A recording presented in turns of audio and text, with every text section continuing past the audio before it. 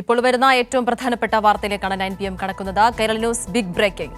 വഴിക്കടവ് ഗ്രാമപഞ്ചായത്തിന്റെ അഭിഭാഷകൻ advocate കൃഷ്ണരാജനെ മാറ്റിയെന്ന league നേതാക്കളുടെ വാദം തെറ്റ്.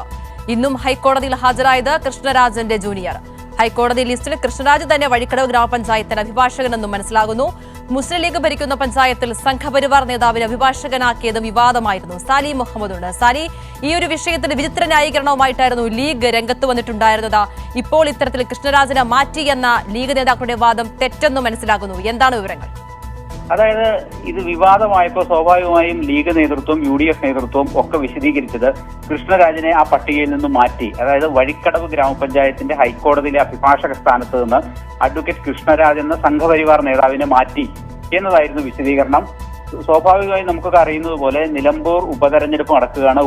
നിലമ്പൂരിലെ ഒരു ഗ്രാമപഞ്ചായത്താണ് വഴിക്കടവ്. ആ വഴിക്കടവിൽ ഒരു സംഘപരിവാർ നേതാവ്, ഒരു അപരമത വിദ്വേഷി, ഒരു മതന്യൂനപക്ഷ വിരോധി, അതിന്റെയൊക്കെ പേരിൽ കുപ്രസിദ്ധനായ ഒരു അഭിഭാഷകനെ മുസ്ലിം ലീഗ് പഞ്ചായത്ത് പ്രസിഡന്റായിരിക്കുന്ന ഒരു പഞ്ചായത്തിൽ നിന്ന് നിയമിച്ചു എന്നത് വലിയ വിവാദമായിരുന്നു. അന്ന് ആ വിവാദത്തെ അവർ മറികടന്നത്, ലീഗ് നേതൃത്വവും UDF നേതൃത്വവും മറികടന്നത്, ഇത് തങ്ങൾ മാറ്റിയിരിക്കുന്നു, ഇനി അദ്ദേഹമല്ല, അയാളല്ല ഈ വഴിക്കടവിന്റെ അഭിഭാഷകൻ എന്ന തരത്തിലായിരുന്നു. പക്ഷേ ഇന്ന് ആ കേസ് വീണ്ടും ഹൈക്കോടതിയിൽ എത്തിയിരുന്നു. വഴിക്കടവ് പഞ്ചായത്ത് കക്ഷികളായ 3 കേസുകൾ ഇന്ന് ഹൈക്കോടതിയിൽ എത്തിയിരുന്നു. ആ 3 കേസിനും വേണ്ടി ഹാജരായത് ഈ കൃഷ്ണരാജിന്റെ ഓഫീസിൽ നിന്ന് തന്നെയാണ് എന്നുള്ളതാണ്. മാത്രമല്ല, ആ പട്ടികയിൽ ഹൈക്കോടതി സാധാരണ പരിഗണിക്കുന്ന കേസുകളുടെ പട്ടിക പ്രസിദ്ധീകരിച്ചപ്പോൾ അതിൽ വഴിക്കടവ് ഗ്രാമപഞ്ചായത്തിന്റെ അഭിഭാഷകൻ അഡ്വക്കേറ്റ് കൃഷ്ണരാജ് തന്നെയാണ് എന്നുള്ളതാണ് ആ പട്ടികയിൽ നിന്നും വ്യക്തമാക്കുന്നത്. ഇന്നുണ്ടായിരുന്ന കേസ് ഷബീർ അലി വേഴ്സസ് വഴിക്കടവ് ഗ്രാമപഞ്ചായത്ത് എന്ന പട്ടികയിലുള്ള 3 കേസുകളാണ് ഉണ്ടായിരുന്നത്. അതിൽ 3 എണ്ണത്തിലും, ഈ 3 കേസിലും അഡ്വക്കേറ്റ് കൃഷ്ണരാജ് തന്നെയാണ് അഭിഭാഷകൻ. ലിസ്റ്റിലും അഭിഭാഷകൻ കൃഷ്ണരാജ് തന്നെയാണ്. ഹൈക്കോടതിയിൽ ഇന്ന് വഴിക്കടവ് ഗ്രാമപഞ്ചായത്തിന് വേണ്ടി ഹാജരായത് കൃഷ്ണരാജിന്റെ ജൂനിയർ തന്നെയാണ്.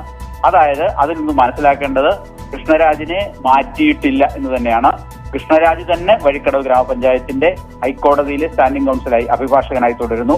ഒരു കേസിൽ ഹാജരാകുന്നതിന് വേണ്ടി 15,000 രൂപയാണ് അഡ്വക്കേറ്റ് കൃഷ്ണരാജിന് ആ ഗ്രാമപഞ്ചായത്ത് കൊടുക്കുന്നത്.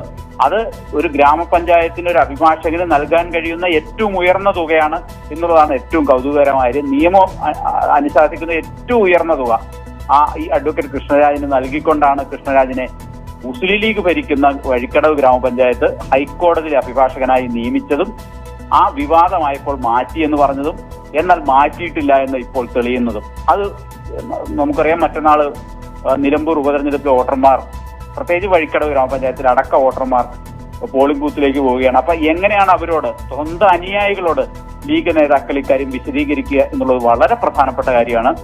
കാരണം ഈ കൃഷ്ണരാജിനെ നമുക്കൊക്കെ അറിയുന്നതാണ്.